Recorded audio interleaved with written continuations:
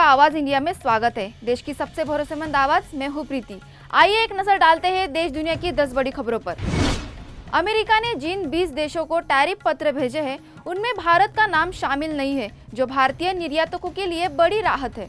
Trump प्रशासन ने 2 अप्रैल को 26% अतिरिक्त टैरिफ लगाया था, जिसे अब 1 अगस्त तक टाल दिया गया है। हालांकि 10% बेसलाइन टैरिफ अभी भी लागू रहेगा। भारत और अमेरिका के बीच व्यापार समझौते को लेकर बातचीत जारी है। इस बीच ट्रंप ने दवा आयात पर 200% टैरिफ की चेतावनी भी दी है। ऐसे में भारत को कूटनीतिक संतुलन साधना होगा।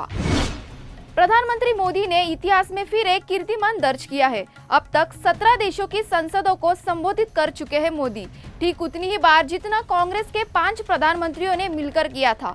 घाना, त्रिनिदाद और अब नामीबिया की संसद में भी गूंजा भारत का विजन। अफ्रीका से लेकर अमेरिका तक मोदी ने साझेदारी, समता और संवाद की बात रखी और ये साबित कर दिया कि आज भारत सिर्फ सुनता नहीं, पूरी दुनिया को सुना भी रहा है। नेपाल चीन सीमा पर बाढ़ ने तबाही मचा दी है। रसुआ जिले में भयंकर बारिश के बाद आई बाढ़ में अब तक 9 लोगों की मौत हो चुकी है, जबकि 19 लापता है। नेपाल चीन को जोड़ने वाला फ्रेंडशिप ब्रिज भी बाढ़ में बह गया। दर्जनों कंटेनर, ट्रक और इलेक्ट्रिक वाहन पानी में समा गए। चीन के 6 नागरिक और 3 नेपाली पुलिसकर्मी लापता बताए जा रहे। 4 जलविद्युत परियोजनाएं ठप है, जिसमें 211 मेगावाट बिजली की आपूर्ति पर असर पड़ रहा है।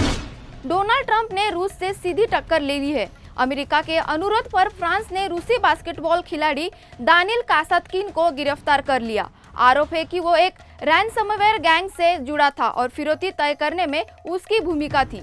गिरफ्तारी के बाद कासातकिन को टीम से बाहर भी कर दिया गया है। हालांकि खिलाड़ी ने सभी आरोपों से इनकार किया है। इस कार्रवाई से अमेरिका और रूस के बीच तनाव और गहरा सकता है। बिहार बंद और राहुल गांधी की यात्रा पर एनडीए नेताओं ने तीखा हमला बोला है।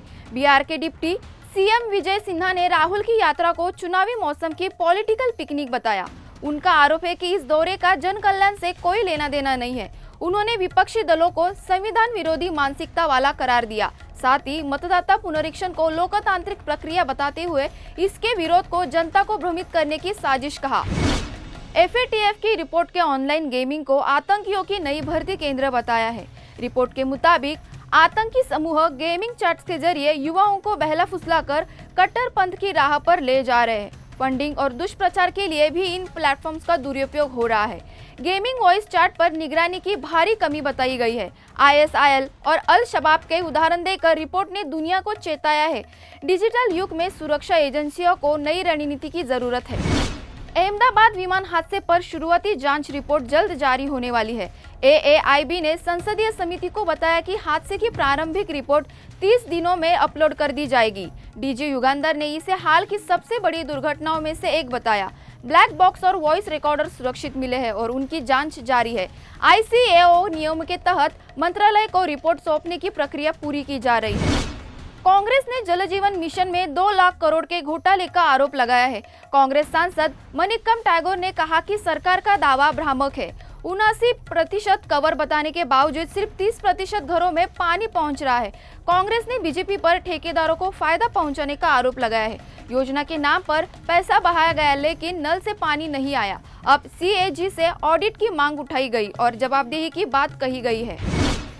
टाटा समूह के चेयरमैन ने चंद्रशेखर ने ममता बनर्जी से मुलाकात कर निवेश की बात की है। सिंगूर विवाद के बाद ये पहली बड़ी पहल है जो बंगाल में औद्योगिकीकरण की वापसी का संकेत देती है। ममता सरकार ने निवेशकों को आकर्षित करने के लिए लगातार प्रयास किए हैं। ये मुलाकात दोनों के बीच विश्वास बहाली का प्रतीक मानी जा रही है। विशेषज्ञ मानते हैं कि इससे अन्य कॉरपोरेट घराने भी बंगाल की ओर आकर्षित हो सकते हैं। लालू यादव को देवघर कोषागार घोटाले में बड़ा झटका लगा है। झारखंड हाईकोर्ट ने उनकी सजा बढ़ाने की CBI की याचिका स्वीकार कर ली है। लालू को पहले ही 3.5 साल की सजा मिल चुकी है। उन पर 79 लाख की अवैध निकासी और पद का दुरुपयोग करने के आरोप है। ये मामला चारा घोटाले से जुड़ा है, जिसमें लालू पहले ही कई मामलों में दोषी है। इस फैसले से उनकी मुश्किलें आने वाले समय में और बढ़ सकती है।